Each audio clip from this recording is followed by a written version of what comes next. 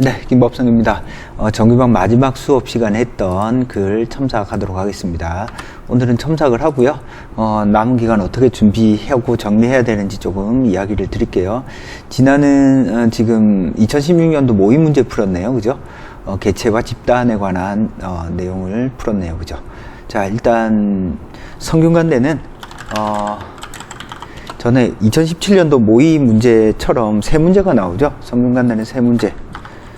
자, 충분히 숙지해야 될 게 첫 번째 1번 문제에서 어떤 개념이나 이론이 나옵니다. 그럼 이 개념이나 이론을 어떻게 해야 돼요? 2번, 3번에서 꼼꼼하게 적용하는 것이 필요하다. 그러니까 뭘 요구하는 거냐면 2번에서 도표나 그래프, 3번에서 현실의 구체적인 어떤 정책이라든지 현실의 어떤 사안에 대해서 1번에서 등장하는 어떤 개념을 가지고 쓸 수 있냐 없냐를 물어보는 겁니다. 그래서 1번 문제를 풀 때 1번 문제를 시간을 조금 많이 들여도 괜찮아요.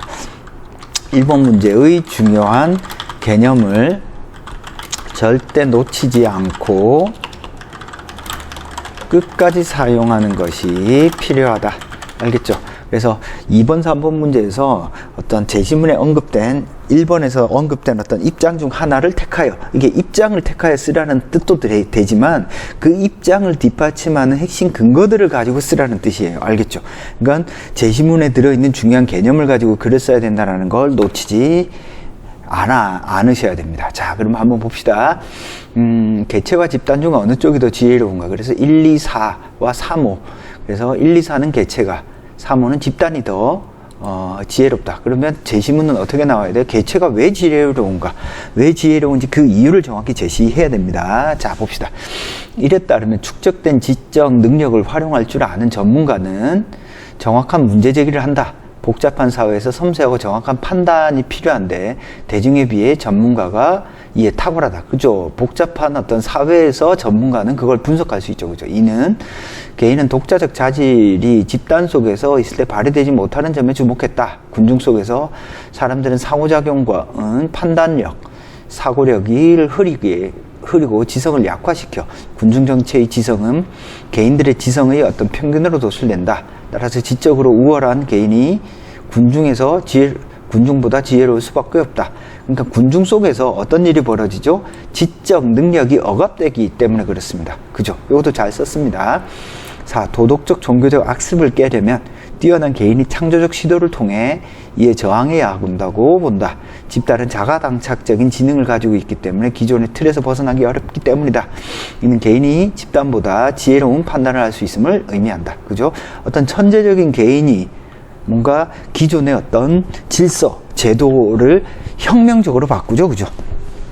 반면 후자는 집단 지성이 개인의 지적 능력보다 우월하다고 본다. 3은 불완전한 개인의 제한적 합리성에 주목했다. 즉 불완전한 개인은 가지고 있는 어떤 이성의 능력은 제한되어 있다라는 뜻이죠. 그죠? 많은 변수를 고려하지 못하는 개인이 고려하는 합리성에는 한계가 있다. 따라서 집단 구성원이 지적 능력을 나눌 때 어떤 개인보다 합리적인 판단을 내릴 수 있다. 5는 곤충의 행동 신호 메커니즘에 주목했다. 개체 간의 유기적 상호작용이 연쇄적 유도 효과를 일으켜 개인보다 뛰어난 문제 해결 능력을 갖출 수 있다고 보는 것이다. 오케이, 이거 잘 썼네요. 1번은 총평을 하면 1번은 A입니다. 감점이 없겠습니다. 중요한 핵심 내용을 모두 서술하. 그죠? 그래서 조금 더 정확하게 이렇게 구분 지어주는 부분도 예를 들어서 1, 2, 4를 조금 연결시키는 코멘트를 조금 해주셔야 됩니다. 예를 들어서 이런 개인의 독자적인 어떤 창의적인 어떤 능력이 어때요? 사회의 어떤 변형을 가지고 온다. 이와 같은 능력이 4를 가능하게 한다. 1, 2, 4의 어떤 논리적 연관성을 보여주는 게 1, 2, 4의 여기에 2와 4 사이에 여기에 관계를 보여주는 문장들을 넣어주셔야 됩니다. 알겠죠? 관계를 보여주는 문장을 서술해 주어도 된다.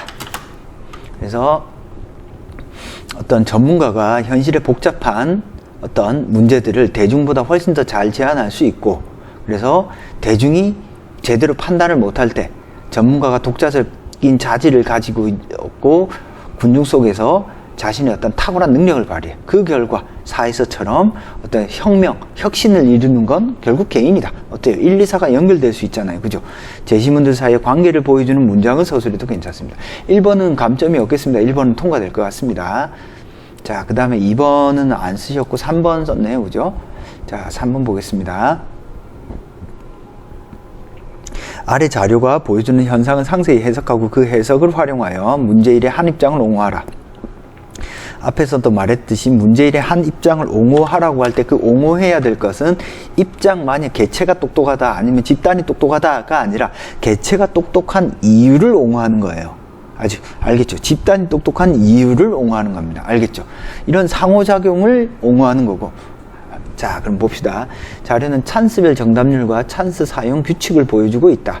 먼저 자료에서 찬스별 정답률을 비교하며 모든 분야에서 첫 번째 찬스로부터 얻은 힌트를 통해 맞힌 비율이 적게는 3%, 많게는 50% 더 높다. 또 두 번째 찬스의 경우 일정 시간 동안 여러 번 참가할 수 있고 정답에 상관없이 가장 많이 투표한 답에서 사람들에게 선물을 준다. 이는 일정 시간이 지나면 사람들이 답의 여부를 고려하지 않고 가장 많이 투표된 선지로 선택이 몰리게 하고 장난이나 악의적 투표를 포함한 결과를 도출하게 된다. 잘 썼네. 더 붙여서 상품까지 주잖아요. 그러니까 어때요? 상품을 받기 위해서라도 어때요? 상품을 받을 수 있는 영역에 투표를 하겠죠. 그죠? 잘 썼네요. 상품을 받기 위해서라도 많이 몰린 쪽에 투표할 가능성이 높다라고 볼 수 있겠습니다. 결국에는 대중들이 가지고 있는 어떤 특징, 어떤 군중 심리 이런 것들이 이에는 나타나 있다라고 볼 수 있겠습니다. 그죠? 그래서 이거는 잘 집었네요. 그죠? 이번 문제에서 나타난 요 도전 퀴즈 왕에서 나타난 문제. 첫 번째 찬스는 전문가에게 뭔가 묻는 거고 두 번째 찬스는 누구에게 묻는 거예요? 일반적인 대중에게. 큰 어떤 격차 차이가 어디에 있죠? 그래도 시사상식이나 대중가요, 영화 이런 것들은 전부 다 어때요? 대중들이 잘 아는 거고 정치, 경제, 고전문화, 예술, 군사, 안보 이건 전문적인 분야잖아요. 그죠? 그래서 대중적인 분야에서는 대중에게 묻든 전문가에게 묻든 큰 차이가 없지만 전문 분야에 있어서는 잘 아는 사람한테 전화를 하는 경우가 훨씬 많습니다. 그죠? 그걸 정확히 이야기를 해 주시면 되겠습니다.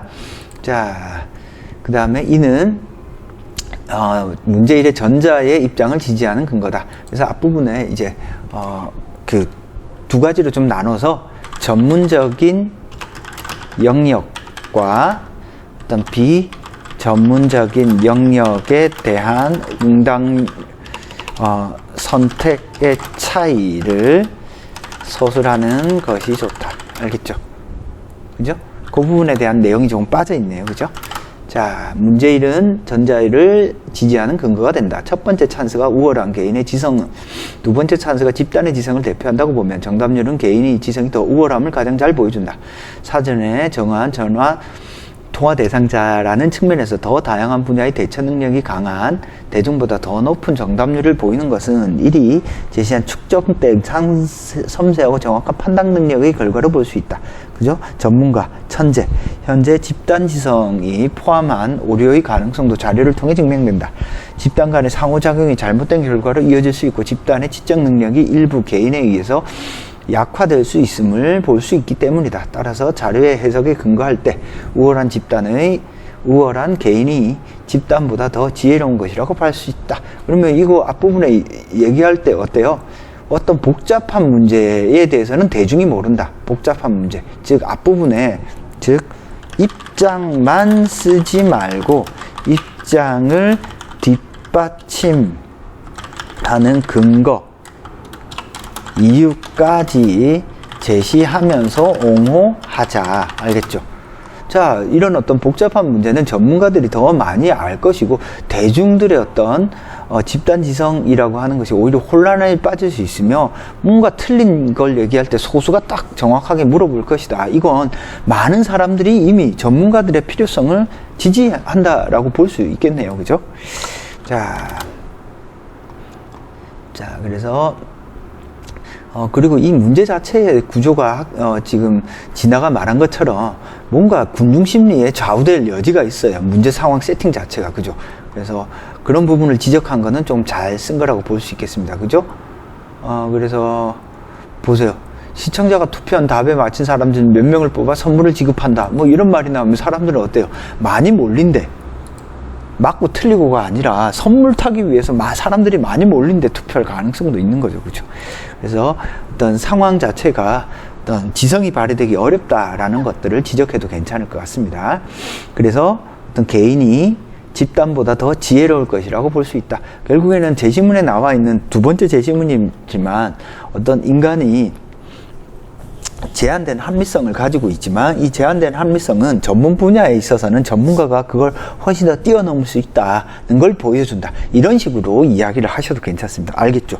제시문의 중요한 개념을 적극적으로 활용하면서 글을 쓰자.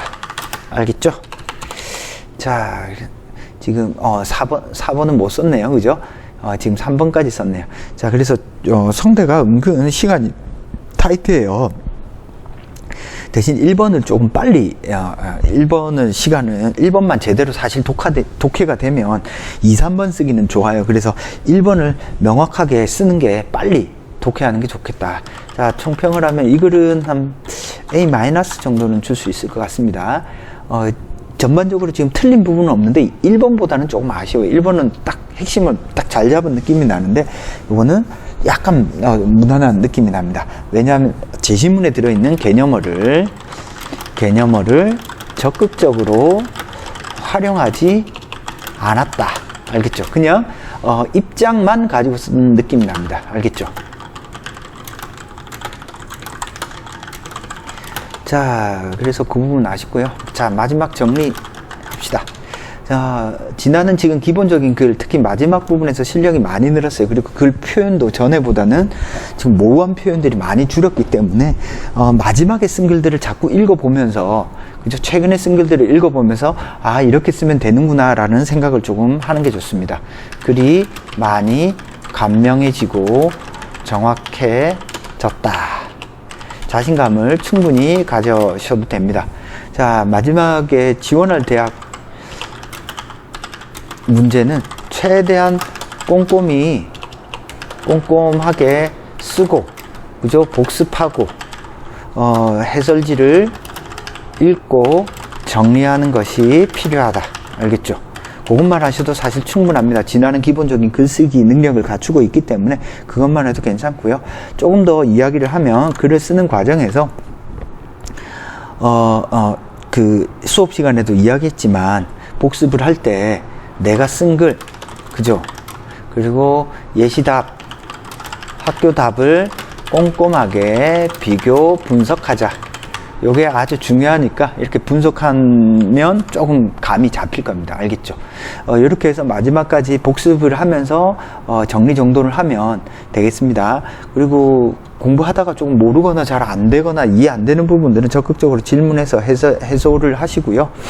최대한 남은 기간 동안에 내가 복습하는 것이 내 글을 좋게 만드는 거다. 즉 답안을 보고 모범 답안이나 학교 답을 보고 와, 이런 부분 잘 쓰네, 이걸 내가 실전에서 써봐야지, 이런 생각을 하는 게 좋습니다. 알겠죠? 제가 수업 시간에 말한 것처럼 마지막까지 자신감 가지고 꿋꿋이 달려나가면 충분히 잘 쓸 수 있으니까요. 너무 걱정 마시고요. 자신감이 제일 중요합니다. 그래서 확실하게 난 학교 갈 수 있다라는 생각으로 자신감 있게 쓰세요. 자, 설명은 여기서 마치도록 하겠습니다. 감사합니다.